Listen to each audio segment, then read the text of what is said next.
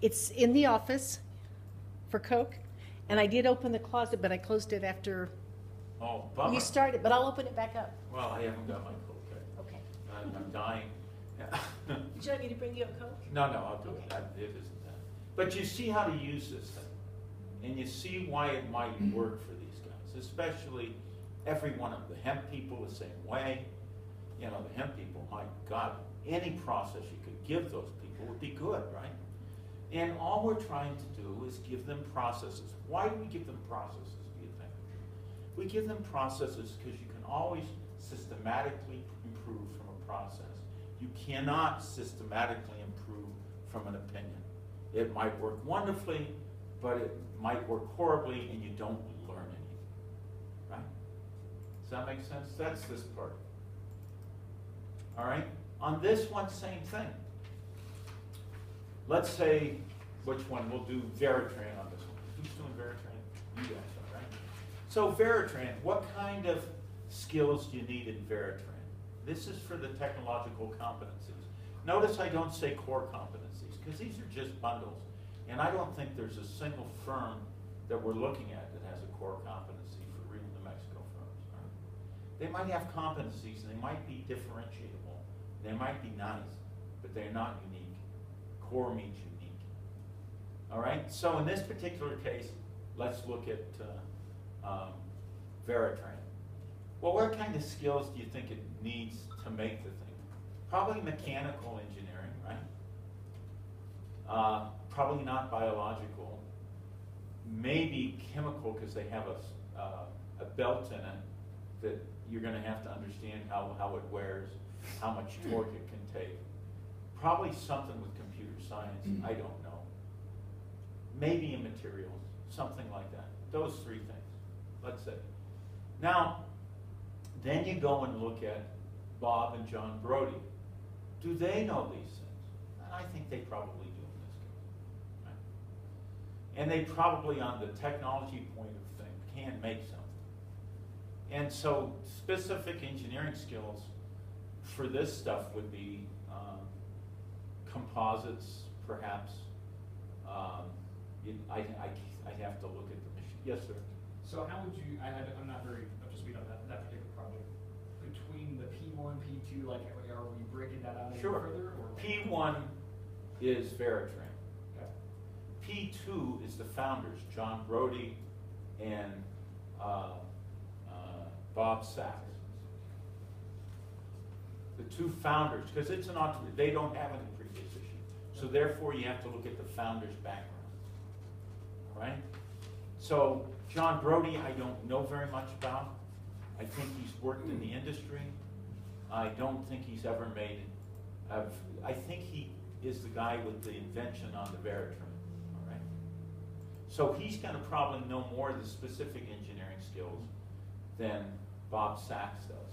But I don't, so for that you would probably have to know something about load-bearing capabilities on it. You'd have to understand how variable is variable. You'd have to understand what could drive it. Does that make sense to you? Yes, and why, they're the founders, they're actually within the company, correct? Yes. So why would you not consider them just all lumping it into P1? I mean, why would you not? No, P1 is an opportunity. They're looking at Veritran. P1 is the opportunity. Okay. P2 and P3 is person can be for founders. This would be for founders. And you'd like to see how many matches you have, because in founders you hope that they've chose complementary people, Gotcha. not supplementary people. Okay. And then you just go down this, you have the chalk for Veritran, you can tell me what the specific technologies are. This is a little bit of different variable transmission than most because it runs off cones, right? Cone driven, and that's very different. All right. Does that make sense to you? You can see how you mark this stuff, play with stuff, and all this tells you is can they make it, or who can they get if they want to make it. So if you suggest somebody's doing grants, right? If you suggest you want them to go to hydroponic. What's the fancy name for tomatoes? there's a fancy name for tomatoes that are trying to come back. Heirloom. Heirloom, that's it. And then you say they want to do that. Well, you say, Joe, you don't know jack about that. At least we found nothing. You don't say that. You say, we have found nothing in your history that suggests you know how to do that. You need a partner to do this, or you're going to fail. So that would be something you can use in this test. Fair enough? Pretty, remember, and then I give you an example, and I gave Eclipse. I can go through Eclipse again if you would like. But so in this case, at the end, I said if you don't have about 2/3 or more similarities, you're going to have a problem, right? If you don't have at least 2/3 similarities, you're going to have a problem. At least I have never seen a company with less than 2/3 be successful. I'm trying to do an industry study looking at all of these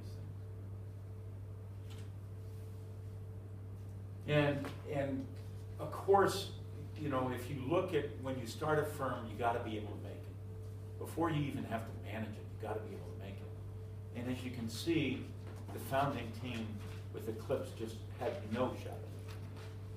And this leads to stuff. I showed you learning curves and this stuff. And this is how you get reverse learning curves.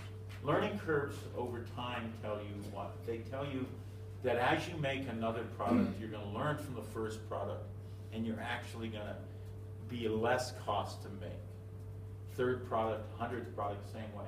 If you're using techniques to learn based on knowledge that doesn't apply, you will actually go the other way. In other words, instead of decreasing, you will increase. So you'll have a 105% learning curve, which means, or experiential curve, which means you're losing 5% every 10 products you make. So when these do not align, they have, if you might remember me saying about the guy that started this from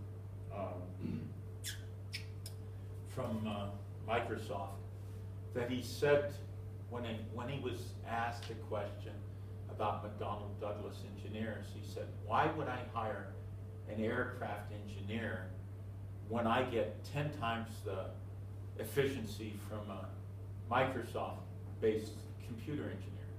And I said, well, because he didn't. So he's basically saying he doesn't respect the knowledge of the field.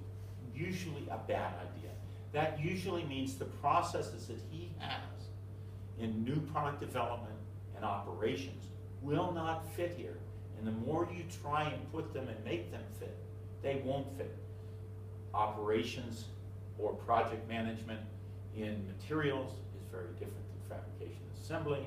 It's very different than its services, and it's very different than it is in computer science. So when you do those things, they will almost always fail, and people will get very persnickety and try and make them work.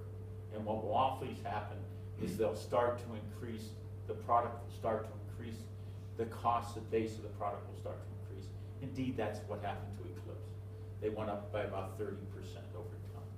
So their 100th plane cost them more to make than their 10th plane. And their 300th plane taught them more than it cost to make their 100th plane. And Roel van Peebles, who is a guy that I work with in the Netherlands, was their last president. And I honestly can say he did ask me what they should do with the firm, and I said, why don't you get somebody who knows how to make a plane, you know, on the founding team? And they tried very hard to get the Dutch airplane manufacturer, Aeroflot, from Russia, and they couldn't get either one of them to be interested. Does that make sense? Is that helpful? Very helpful. All right. So where is it now? All right. So here you go around, you say, can we make it? Well, where is it now? Well, you got a whole bunch of prototypes. Veritran's a prototype. Ozone. Let's talk about ozone. It's a prototype, right? What do they really have? I went over and looked at the ozone thing, And I know he's been very nice to you guys and talked to you and everything. But if you look at it, right, does it look like it's ready for prime time? Okay, boom. Very simple thing. You don't have to be right. You don't have to ask anybody a question. You can look at that baby and know there's a problem. They're probably past the ideation stage, which is usually technology, does it work or not. They're probably in technology development, right? Somewhere between 4 and 7. You have the child. You make your choice.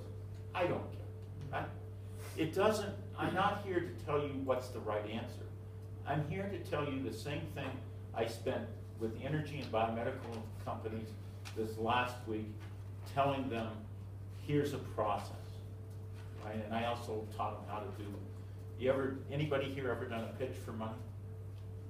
So I was teaching them how to do pitch for money. I brought in some funders, and actually one got funded, so it was kind of fun at the end of the week. And they go to me at the end and go, well, you're going to be on our board? I said, no, I'm never on anybody's board. I'll be on board of advisors if you want.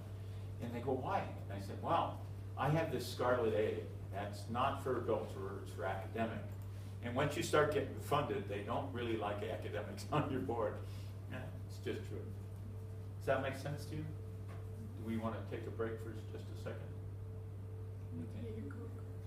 I can go get my Coke and she can come back, or is it she? Brain dead? Yes. Yeah. Let's go get a Coke.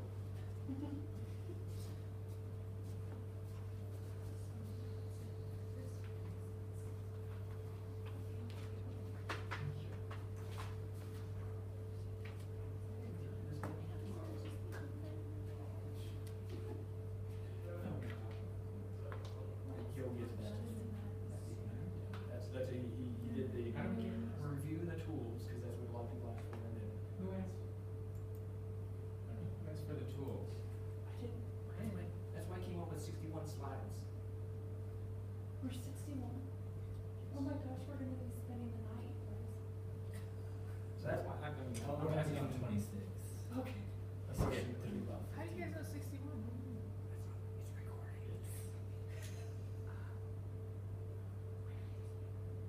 It's in learn.